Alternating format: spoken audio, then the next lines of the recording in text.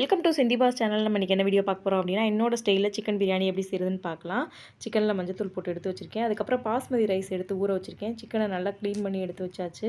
இப்போ நான் பிரியாணி செய்கிறதுக்கு மட்டும் தேவையான அளவில் சிக்கன் எடுத்து வச்சுருக்கேன்.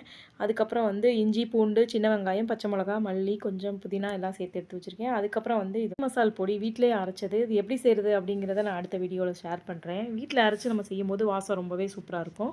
அப்புறம் அரைக்கிறதுக்கு தேவையான பொருட்கள் எல்லாம் எடுத்து நைஸாக அரைச்சி எடுத்து வச்சுக்காச்சு. அதுக்கப்புறம் சிக்கனை நல்லா மசாலா பொடி போட்டு ஃப்ரை பண்ணிவிட்டு அப்புறம் பிரியாணியில் சேர்த்தோம் அப்படின்னா நல்லா சாஃப்டாகவும் இருக்கும், சீக்கிரமாகவும் வெந்துடும். நம்ம பாஸ்மதி ரைஸில் பண்ணுறதுனால சீக்கிரமாக விசில் கொடுத்து எடுத்துருவோம். அதனால் அதை நான் தனியாக ஆயில் போட்டு கொஞ்சம் சிக்கன் 65 பவுடர், அதுக்கப்புறம் மஞ்சத்தூள் போட்டு ஃப்ரை பண்ணி எடுத்து வச்சுக்கிட்டேன். நீங்கள் மிளகாத்தூள் போட்டு கூட ஃப்ரை பண்ணி எடுத்து வச்சுக்கலாம். ஒரு 5 to 7 மினிட்ஸ் நல்லா ஃப்ரை பண்ணிக்கோங்க. அதுக்கப்புறம் குக்கரில் ஆயில் விட்டு சோம்பு, பட்டை, பெரிய வெங்காயம் போட்டு நல்லா வதக்கி எடுத்துக்கலாம். அது நல்லா வதங்கினதுக்கப்புறம் தக்காளியை சேர்த்து நல்லா உப்பு, மஞ்சத்தூள் போட்டு நல்லா வதக்கிக்கலாம்.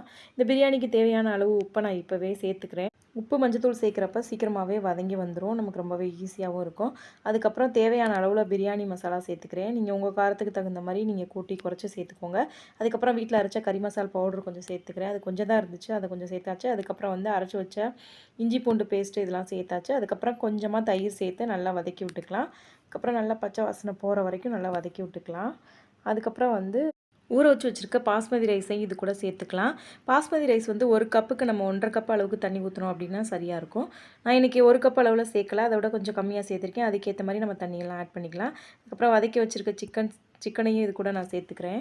நான் இந்த உலக்கில் 3/4 உலக்கு அளவுக்கு அரிசி எடுத்திருந்தேன். அதுக்கேற்ற மாதிரி நான் தண்ணியெல்லாம் சேர்த்துக்கிட்டேன்.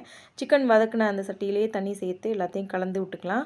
நல்லா கலந்து விட்டுட்டு 2 விசில் அளவுக்கு நம்ம வச்சு எடுத்தோம் அப்படின்னா கரெக்டாக இருக்கும். பாஸ்மதி ரைஸ்க்கு 2 விசில் கரெக்டான அளவில் இருக்கும். மூடி போட்டு நம்ம 2 விசில் கொடுத்துக்கலாம். சிக்கன் பிரியாணிக்கு சைடிஷ் பார்த்திங்கன்னா சிக்கன் குழம்புமே சைடில் நான் பண்ணி வச்சுருந்தேன்.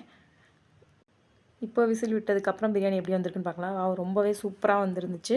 டேஸ்ட்டு ரொம்பவே சூப்பராக இருக்கும். கண்டிப்பாக ட்ரை பண்ணி பாருங்கள். இந்த மாதிரி சிக்கனை மசாலா சேர்த்து வதக்கி செய்யும் போது டேஸ்ட்டு ரொம்பவே அட்டகாசமாக இருக்கும். இன்றைக்கி நம்ம வீட்டில் சிக்கன் பிரியாணி, அப்புறம் எக்கு அவிச்சது, அதுக்கப்புறம் சிக்கன் குழம்பு தான் வச்சு இன்றைக்கி நாங்கள் சாப்பிட்ருந்தோம். ஓகே ஃப்ரெண்ட்ஸ், இந்த வீடியோ பிடிச்சிருந்துச்சி அப்படின்னா லைக், ஷேர், கமெண்ட் பண்ணுங்கள்.